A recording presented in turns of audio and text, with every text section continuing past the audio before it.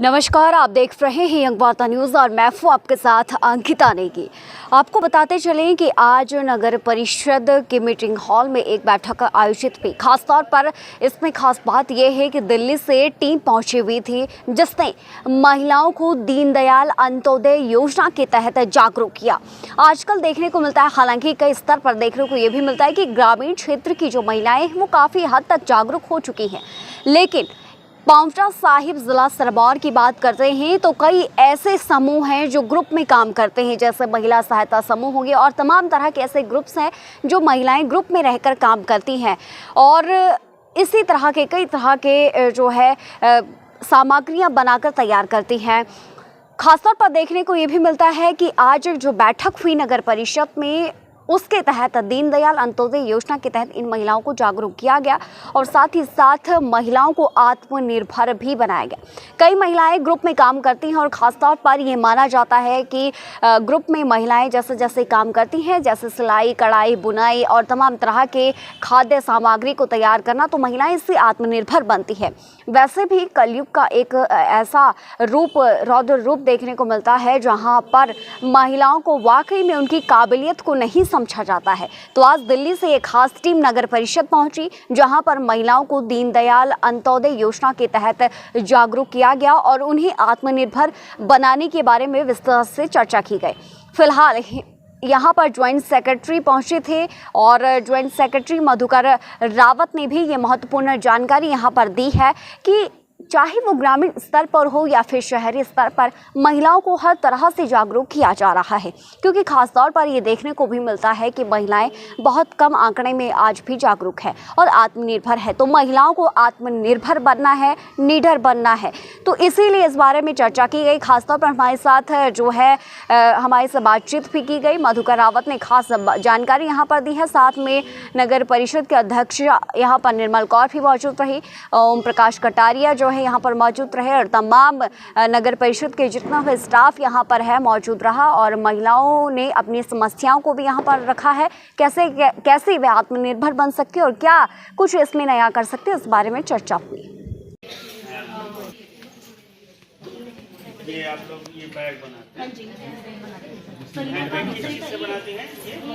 हमारी जो है भारत सरकार की सेंट्रली स्पॉन्सर्ड स्कीम है दीनदयाल अंत्योदय योजना, राष्ट्रीय शहरी आजीविका मिशन। इस योजना में हमारे यहाँ पूरे भारतवर्ष के सभी राज्यों में, केंद्र शासित प्रदेशों में करीब 90 लाख बहनें हैं जो जुड़ी हैं।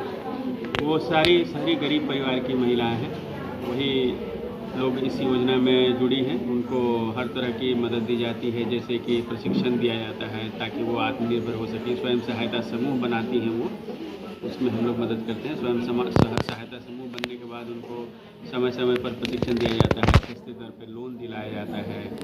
उसके बाद उनको सशक्त किया जाता है, मजबूत किया जाता है, उनको एम्पावर किया जाता है। उसके बाद हम लोग पूरे देश में करीब 1900 के आसपास शेल्टर होम चलते हैं, जो आश्रय स्थल है जहाँ जो बेघर हैं वो लोग आके रह सकते हैं, मुफ्त में वो रहने की व्यवस्था होती है। पूरे देश में वो सब हैं, चारों तरफ फैले हुए हैं, पूरे देश में सभी राज्यों में हैं।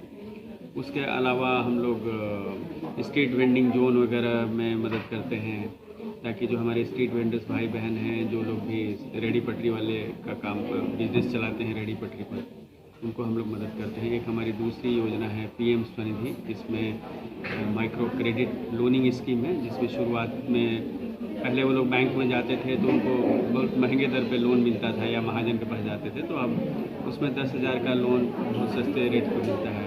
10,000 पूरा करने के बाद 20,000 फिर 50,000। इस तरह से आज हम लोगों ने देखा कि सभी बहनों से बात करके कि इन लोगों को एक और योजना है PMFME, prime minister formulation of micro food processing enterprise, जो फूड प्रोसेसिंग वाले बिजनेस में जो बहनें हैं उनको भी PMFME योजना के साथ हमारा कन्वर्जेंस है। उसमें कई बहनों को लोन दिया गया है, करीब 50,000 तो हम लोगों ने ऑल इंडिया लेवल पे किया है। यहाँ भी कई बहनें उस तरह का लोन मिला है उनको और वो खाने पीने का सामान बना करके और बेच रही हैं। तो पहले से लोन मिलने के बाद, प्रशिक्षण मिलने के बाद उनके व्यवसाय में काफ़ी वृद्धि हुई है, उनकी आमदनी काफ़ी बढ़ी है और अब उनकी आजीविका बेहतर हुई है और अपने साथ साथ बाकी लोगों को भी वो लोग एम्प्लॉयमेंट प्रोवाइड कर रही हैं। तो इस तरह से लोगों के बदलाव हुआ है जीवन में। इसी संदर्भ में आज मैं आया था पौंटा साहब में आज कल नाहन में था, एक प्रशिक्षण चल रहा है नाहन में, और वहाँ करीब 30 बहनों को ट्रेनिंग दी जा रही है। 1 हफ्ते की ट्रेनिंग है। वो बैच अब लगातार चलता रहेगा। पूरे देश में हमारा लक्ष्य है कि करीब 1 लाख बहनों को प्रशिक्षण दिया जाए। इस साल का जो लक्ष्य है, तो वो हम लोग प्रशिक्षण दे रहे हैं ताकि उनकी उद्यमिता और वो अपना व्यवसाय कर सकें। उसके अलावा बाकी काम तो पहले से चला ही आ रहा है। इस बार थोड़ा ज़्यादा फोकस है उद्यमिता पे, उनको प्रशिक्षण पे, EDP ट्रेनिंग बोलते हैं हम लोग, एंटरप्रेन्योरशिप डेवलपमेंट ट्रेनिंग प्रोग्राम। तो ज्वाइंट सेक्रेटरी की बातें आपने यहाँ पर सुनी है और तमाम बातें उन्होंने कही हैं। बड़े नए अंदाज में उन्होंने ये चीज़ें महिलाओं को समझाई भी हैं कि महिलाओं को आत्मनिर्भर कैसे बनना है। खासतौर पर महिलाओं को ये सहारा दिया जा रहा है कि वे आत्मनिर्भर बने।